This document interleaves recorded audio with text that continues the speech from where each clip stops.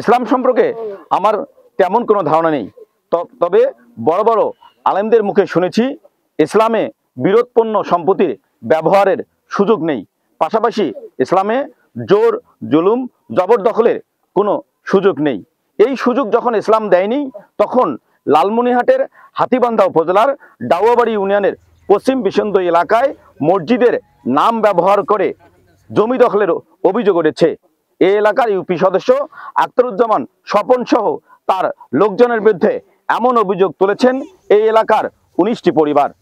ভুক্তভোগী পরিবারগুলোর অভিযোগ, মসজিদের নাম ব্যবহার করে ইউপি সদস্য আখতারুজ্জামান স্বপন পুকুরের প্রায় 5 লক্ষ টাকার মাছ বীজ দিয়ে নষ্ট করেছে।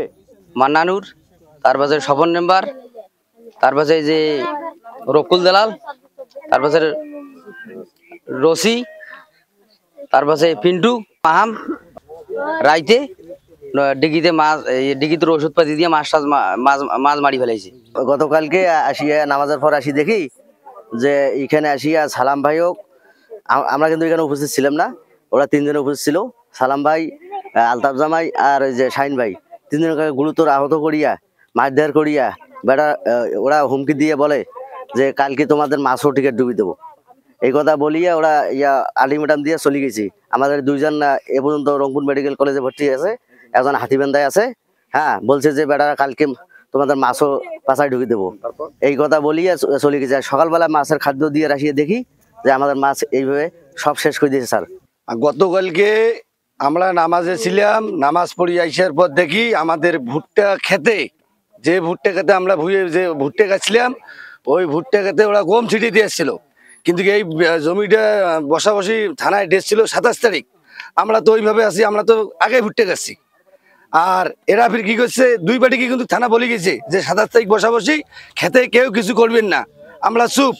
কালকে যখন মারধর করার পর কালকে ওরা আলটিমেটাম দিছে যে মাছ ভুট্টা আপনারা একটাও বাড়িতে নিগি খাইতে পারবেন না, আমরা অর্ধেক যে ব্যবস্থা করা লাগে আমরা সেই ব্যবস্থাই করব।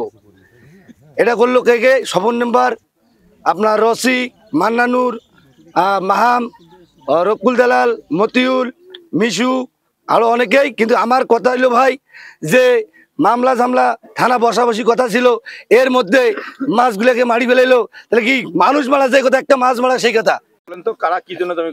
জমি তো আমরা কড়াই করছি 22 সালে, 3 বছর চলে। এখানে আমার সুবে সব হয়ে গেছে। মসজিদের অরিজিনাল জমি হলো 9 শতক, আর সম্পূর্ণ জমি আমরা দাবি করে মসজিদে।